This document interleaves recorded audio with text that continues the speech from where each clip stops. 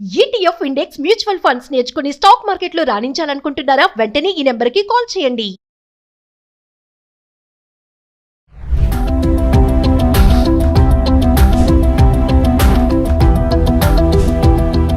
నమస్తే, welcome back to Suman TV. Present మనతో పాటు ఉన్నారు consumers affairs committee chairman మందరి Krishna Reddy గారు. నమస్తే సార్. నమస్తే అమ్మా. సార్, నవంబర్ 1 నుంచి ఆధార్ కార్డులో ఏవో మార్పులు రాబోతున్నాయి అని చెప్పేసి అంటున్నారు. ఉడాయ్ మరి unique identification authority of India కీలక నిర్ణయం తీసుకురాబోతుంది అని చెప్పేసి అంటున్నారు. ఒక్కసారి వివరాల్లోకి వెళ్తే మార్పులు ఏంటి అంటే సార్? సెంట్రల్ గవర్నమెంట్ ఆధ్వర్యంలో నడిచేటువంటి ఉడాయ్ ఏదైతే ఉందో, unique identification authority of India, Aadhaar కార్డుల విషయంలో ఇప్పటిదాకా చేస్తున్న పని ఏమిటంటే, ఫోన్ నెంబర్ మార్పు జరగాల్సిన, లేక పేరులో ఏదైనా మార్పు జరగాల్సిన, అడ్రస్లో ఏదైనా చేంజ్ చేయాల్సిన, వీటన్నిటికీ తప్పనిసరిగా ఆధార్ కార్డు కేంద్రాలు పెట్టారు. ఆ కేంద్రంలోకి వెళ్ళి మార్చుకోవాలి. అంటే తప్పనిసరిగా కొంత ప్రయాణం చేయాలి. ఊళ్ళలో ఉండేటువంటి వాళ్ళు అయితే మండల హెడ్ క్వార్టర్ దాకా రావాలి.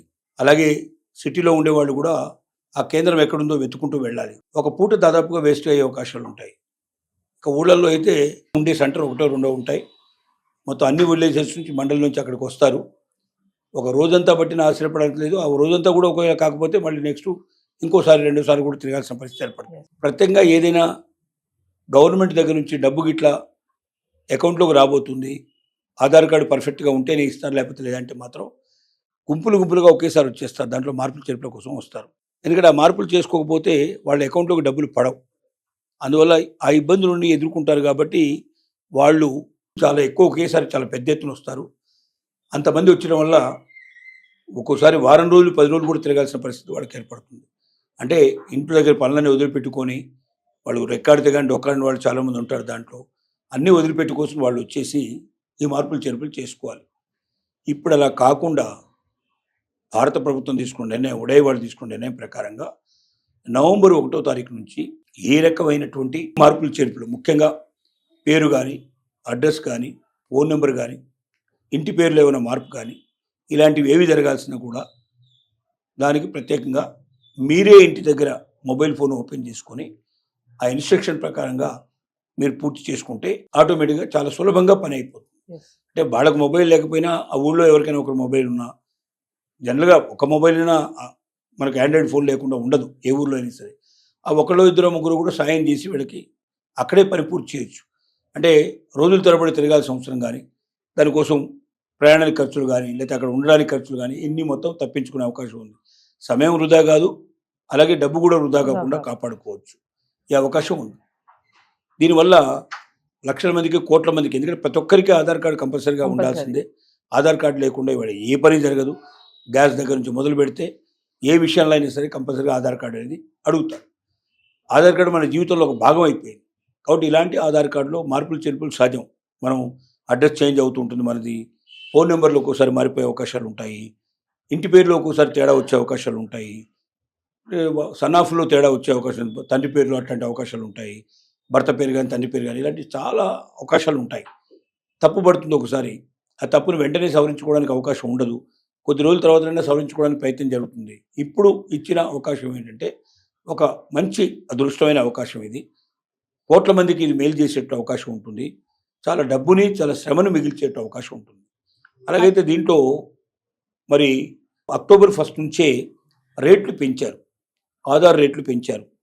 ఇప్పుడు ఇలాంటి మార్పులకు ఏది చేయాలన్నా కూడా 75 రూపాయలు ఆన్లైన్లో పేమెంట్ చేసుకోవచ్చు. అంతకుముందైతే ఆఫ్లైన్లో మీ సేవ, ఈ సేవలో ఆఫ్లైన్లో మనం కట్టుకునే అవకాశం కూడా ఉండేది. ఇప్పుడు ఇది ఊళ్ళల్లోంచి పే చేయాలి కాబట్టి తప్పనిసరిగా మొబైల్ నుంచే ఆన్లైన్లో 75 రూపాయలు ఇలాంటి మార్పుల కోసం చేయాలి.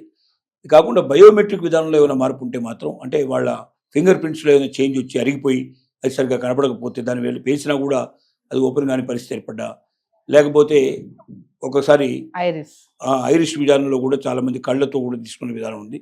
దాంట్లో కూడా కంటిపాపలో ఏదైనా తేడా వచ్చి ఏదైనా దాని కంటి చూపు సరిగ్గా కనపడని పరిస్థితి ఏర్పడితే కూడా అది ఐరిష్ సరిగ్గా చూపించలేని పరిస్థితులు ఏర్పడతాయి.